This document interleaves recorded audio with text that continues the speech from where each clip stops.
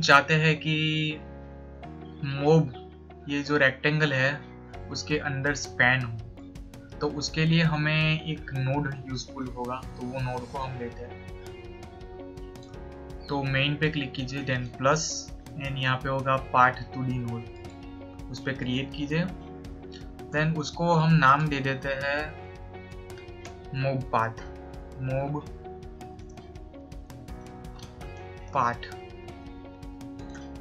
तो ये क्या है कि एक पार्ट क्रिएट करेगा, तो उस पार्ट के अंदर अपने जो एनिमी है वो स्पैन हो गए, तो हमें एक पार्ट क्रिएट करना पड़ेगा पहले। तो वो मोब पार्ट नोड पे क्लिक कीजिए। देन आपको यहाँ पे देखोगे कि 5 अलग ऑप्शन दिखे जो कि किसी भी नोड में हमको दिखे नहीं। तो आपको यहाँ पे पहले प्लस पे क्लिक करना है, एक बटन यहाँ पे, एक बटन पॉइंट यहाँ पे, तीसरा पॉइंट यहाँ पे, चौथा यहाँ पे, और ऊपर आते हैं,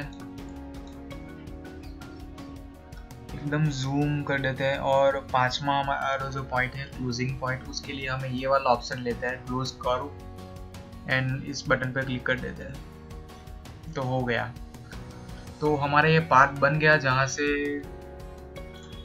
एनिमीज अंदर की तरफ स्पैन करेंगे। और एक बात ये कि आपको ये क्लॉकवाइज डायरेक्शन में करना है, मतलब कि पहले यहाँ पे किया, दूसरा यहाँ पे, तीसरा यहाँ पे। अगर आप उल्टी डायरेक्शन में करोगे, मतलब पहले यहाँ पे किया फिर नीचे की तरफ गए फिर इधर एंटी क्लॉकवाइज करोगे, तो आपके एनिमीज बाहर की तरफ स्पैन होंगे। तो इसीलिए आप क्लॉकवाइज में उसको पॉइंट को चूज किए, ऐड कीजिए। अब हमें चाहिए कि हमारे मोब इस पाथ की कोई भी पोजीशन पे से अंदर आ सके, कोई भी पोजीशन से, मतलब कोई भी रैंडम पोजीशन से अंदर आए। तो उसके लिए हम एक नोड लेंगे as a child node of mob path follow 2D करके नोड है, वो लेंगे। तो ये वाला नोड करेगा ये कि ये वाले नोड ये पूरे पार्ट पे किसी भी जगह पे घूम सकता है, तो वो स्पैन होने की, एनिमी के स्पैन होने की लोकेशन भी कोई भी रैंडम सेट कर सकता है। तो इसीलिए हम उसको नाम देते हैं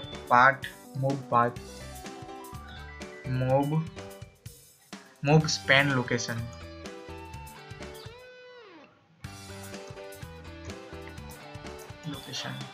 तो ये हमने उसको नाम दे दिया। अब हम स्क्रिप्ट की ओर बढ़ते हैं, कोडिंग की ओर। तो मेन सीन में हम स्क्रिप्ट ऐड करेंगे, तो मेन पे क्लिक करके ऐड स्क्रिप्ट, एंड बाकी सब आपको ऐसे रहने देना। मैं अभी डिफॉल्ट पे यहाँ रख देता हूँ, देन क्रिएट। तो जैसे कि आप देख रहे हो ये सब यहाँ पे पहले से लिखा हुआ है, आपको डिलीट कर देना है वो सब। और यहाँ पे सबसे ऊपर मैं एक वेरिएबल को एक्सपोर्ट करूँगा, पहले एक्सपोर्ट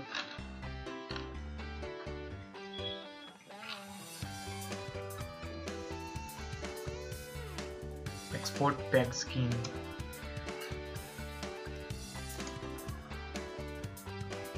वेरिएबल मोब, और एक वेरिएबल लेते हैं वेरिएबल स्कोर करके, एंड देन फंक्शन रेडी में हम रैंडमाइज लिखेंगे।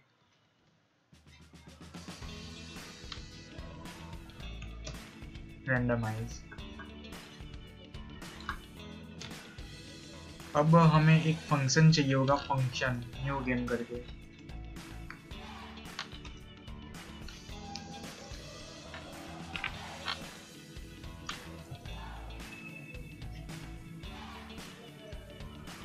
तो ये फंक्शन करेगा ये कि हमारी जब न्यू गेम जब स्टार्ट होगी तब क्या क्या होगा। तो सबसे पहले तो हमारा स्कोर 0 हो जाएगा,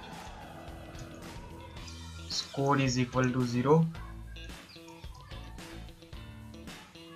दूसरा होगा कि हमारा जो प्लेयर है वो अपनी पोजीशन पे आ जाएगा, स्टार्ट पोजीशन पे। तो उसके लिए हमें सबसे पहले प्लेयर नोड को कॉल करना पड़ेगा। तो हमने यहाँ पे प्लेयर नोड को कॉल किया, एंड प्लेयर नोड की स्टार्ट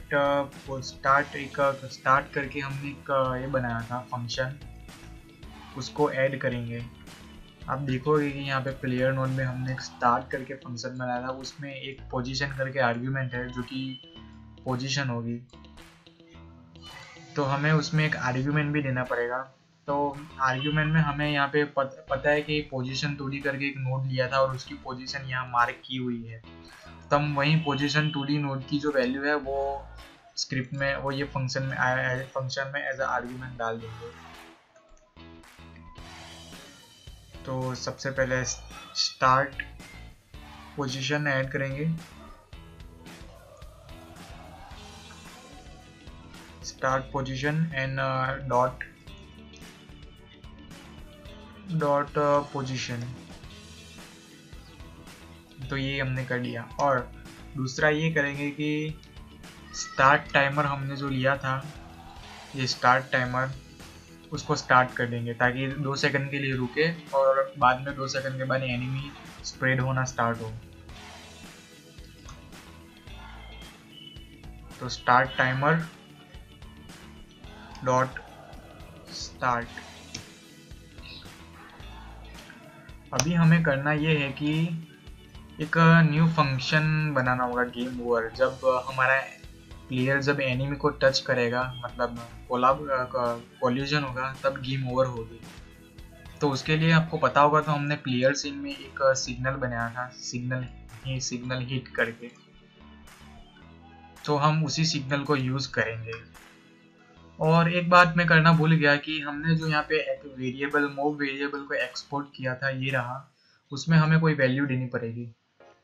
तो हम अपना मोब वाला जो सीन है, तो वो सीन पे आने के लिए यहाँ पे नीचे आइए, महीने पे होगा ये mob.tscn हमारा सीन है, उसको हमें ड्रैग करके यहाँ पे एम्प्टी जगह पे रखना होगा। अभी हम जो हीट वाला सिग्नल है उसमें कोडिंग करेंगे। तो प्लेयर करके प्लेयर का नोड पे आते हैं, क्लिक करें एंड उसकी नोड प्रॉपर्टी में जाइए। तो यहाँ पे देख रहे हो कि वो हीट वाला सिग्नल यहाँ पे है, उस पर क्लिक कीजिए एंड देन कनेक्ट।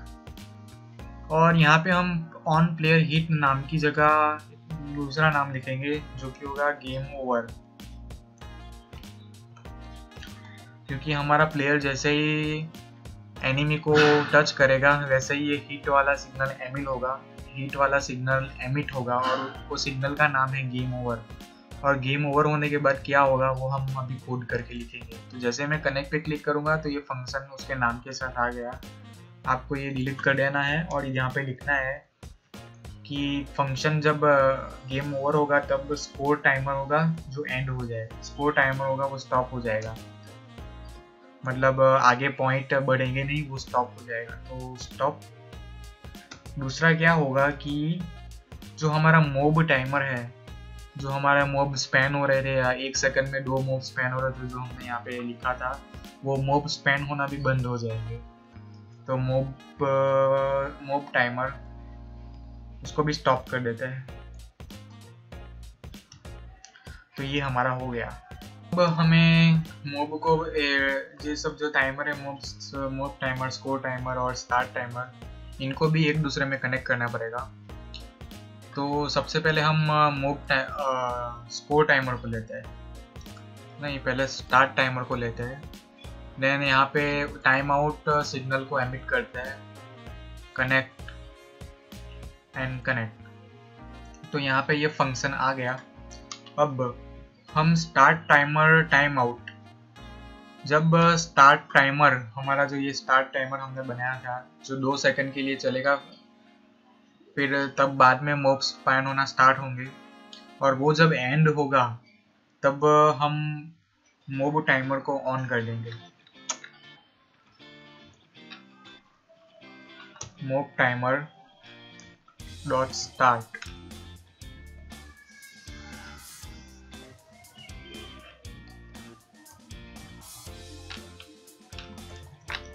और जो हमारा स्कोर टाइमर है उसको भी स्टार्ट कर देंगे।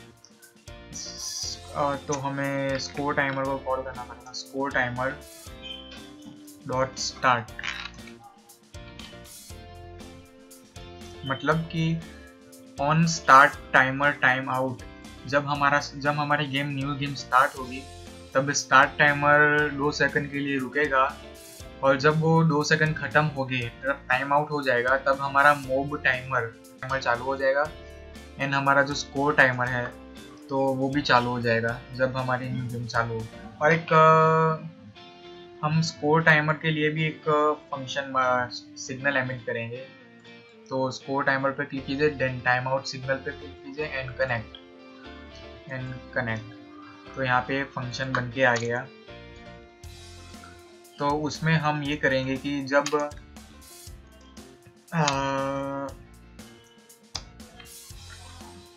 ये जब स्कोर टाइमर है उसका हमने टाइम इंटरवल रखा है, वेट टाइम रखा है 1 सेकंड। मतलब जब 1 सेकंड खत्म होगा, मतलब टाइम आउट होगा, तब उसका स्कोर जो हमने वेरिएबल लिया था ये वाला, वो 1 से अभी 0 है लेकिन अभी बढ़ जाएगा। तो स्कोर प्लस इक्वल 1, मतलब 1 सेकंड खत्म होगा, टाइम आउट हुआ तो स्कोर बढ़ जाएगा, फिर से 1 सेकंड खत्म होगा, टाइम आउट होगा और एक स्कोर बढ़ जाएगा, इस तरह। तो मूव टाइमर पे जाएंगे, then time out signal and connect.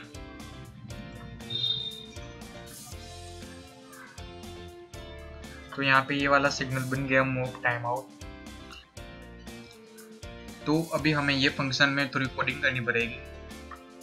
तो ये फंक्शन कब चलेगा? जब हमने ये मूव टाइमर लिया था, जब मूव टाइमर एंड होगा और टाइम आउट सिग्नल एमिट होगा, तब ये वाला फंक्शन चलेगा। अगर आप मूव टाइमर पे क्लिक करोगे तो उसमें हमने वेट टाइम लिखा था 0.5, मतलब 0.5 सेकंड पे, हर 0.5 सेकंड पे एक मूव रिलीज होगा, मतलब हमारी गेम में एंटर करेगा।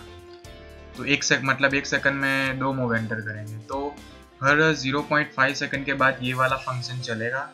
तो उसके अंदर क्या होगा वो हमें लिखना है। तो सबसे पहले तो हम एक मूव की थोड़ी पोजीशन सेट करनी पड़ेगी। आपको मैं एक चीज़ दिखाता हूँ कि ये जो है मूव स्पैन लोकेशन, वो हमारा पार्ट फॉलो 2D है। तो ये क्या करेगा कि ऐसे ही रैंडम पोजीशन पे कोई घूमता रहेगा, ये फॉलो पार्ट 2D वाला नोड।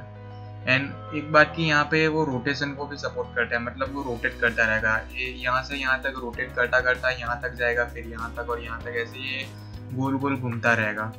तो हम ये करेंगे कि स्क्रिप्ट में जाते हैं पहले, तो हम पहले ये करते हैं कि हम जो अपना ये मूव स्पैन लोकेशन करके नोड लिया था, जो कि हमारा फॉलो पार्ट 2D नोड है, उसमें हम एक रैंडम पोजीशन वैल्यू, उसकी ऑफसेट वैल्यू को एंटर करेंगे। तो उसके लिए हमें लिखना पड़ेगा मूव पार्ट फॉलो मोड, ये वाला, and then dot set offset लिखना है आपको, सेट अंडरस्कोर ऑफसेट। तो उसमें आपको असाइन कर देना है कोई रैंडम वैल्यू, जैसे कि रैंडम इंटीजर, RNDA मतलब रैंडम, NI का मतलब इंटीजर। ये फंक्शन होगा, इसलिए आपको यहाँ पे सर्कल भी लिखना पड़ेगा, सर्कल ब्रैकेट। देन एंटर करते हैं। अभी हमें चाहिए कि एक वेरिएबल भी चाहिए हमको इंस्टेंट, ताकि वो मूव का इंस्टेंस को स्टोर कर सके। तो मूव का एक इंस्टेंस लेने के लिए हमें मूव डॉट इंस्टेंस, तो ये हमने मूव का इंस्टेंस ले लिया। तो अभी हमें उसको एक वेरिएबल में स्टोर भी करना पड़ेगा। तो मूव करके एक वेरिएबल बनाते हैं एंड उसमें उसको स्टोर कर देते हैं। अब हमें ये वाला जो मूव है हमारा, उसको मेन सीन में as a child node add भी करना पड़ेगा, तो ही हम उसको यूज कर सकेंगे वो वाले नोड को। अगर हम चाइल्ड नोड में ऐड नहीं करेंगे एज अ मेन के, तो हम उसको यूज नहीं कर सकते। तो सबसे पहले ऐड करते हैं ऐड चाइल्ड, एंड आर्ग्यूमेंट में डालते हैं ये वाले मूव की वैल्यू, एंटर। अब हम चाहते हैं कि एक वेरिएबल लेते हैं डायरेक्शन करके,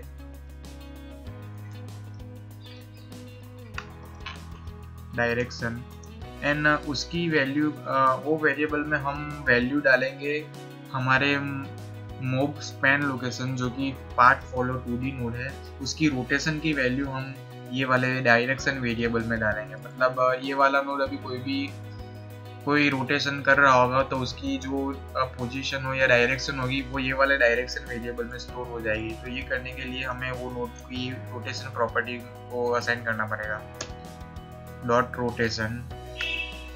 तो ये वाला रोटेशन आ गया, इस पर क्लिक। तो हमने अभी वो नोड की रोटेशन को डायरेक्शन वेरिएबल में स्टोर कर दिया। अब हम चाहते हैं कि हमारा जो नया मूव प्रोड्यूस होगा उसकी पोजीशन जो नोड वहाँ पे है उसकी पोजीशन से हम असाइन करवा देंगे। तो उसके लिए मूव पोजीशन लिखते हैं, उसकी वैल्यू में हम डालेंगे अपने जो नोड की जो पोजीशन होगी वो। तो ये वाले नोड की पोजीशन ये वाले नोड की पोजीशन हमने मूव की पोजीशन में डाल दी जो कि। तो अब हम चाहते हैं कि मूव की पोजीशन रैंडम हो हर बार, ये क्या कोई भी एक पोजीशन सेम या कोई पोजीशन रिपीट ना हो। तो पोजीशन डायरेक्शन को हम रैंडमनेस देने के लिए डायरेक्शन जो हमने वेरिएबल लिया था उसमें कोई रैंडम वैल्यू ऐड करेंगे। तो इसलिए ऐड करने के लिए प्लस एंड इक्वल लिखा। तो हम करते हैं कि रैंडम रेंज बिटवीन -π/4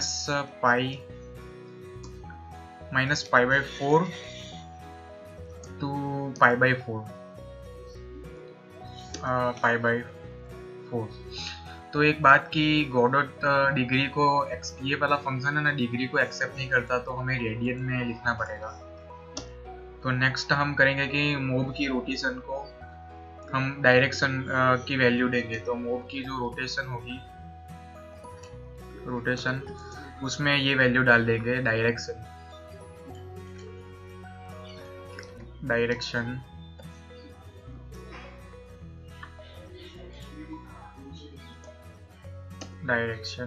तो ये हमने वैल्यू डाल दी। अब हम ये करेंगे कि हमें मूव की लीनियर वेलोसिटी को सेट करना पड़ेगा। तो move dot linear velocity, move dot underscore linear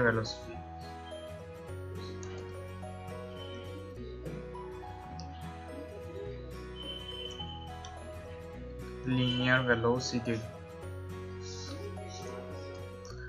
तो उसमें हम उसकी लीनियर वेलोसिटी को सेट करेंगे वेक्टर 2 से, वेक्टर 2।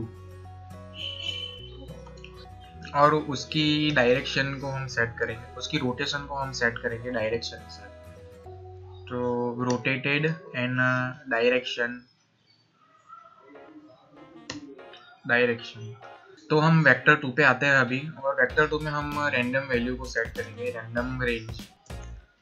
उसमें हम सेट करेंगे x की value move dot maximum size, move dot minimum speed and move dot maximum speed, max underscore speed. और x की वैल्यू हम लेंगे, और y की x की वैल्यू हमने ले ली ये वाली x की वैल्यू, और y की वैल्यू हम लेंगे 0। तो ये हमने पूरा ये लाइन लिख दी। तो एक बार मैं आपको ये वाला फंक्शन पूरा समझा देता हूँ। तो जैसे ही move timer time out signal को एमिट करेगा, मतलब 0.5 सेकंड खत्म होंगे, वैसे टाइम आउट सिग्नल एमिट होगा और ये वाला फंक्शन चलेगा। तो ये वाले फंक्शन में पहले जो ये मॉब स्पैन की लोकेशन है वो सेट हो जाएगी, कोई भी रैंडम पोजीशन हम उनमें रैंडम पोजीशन ऐड कर देंगे।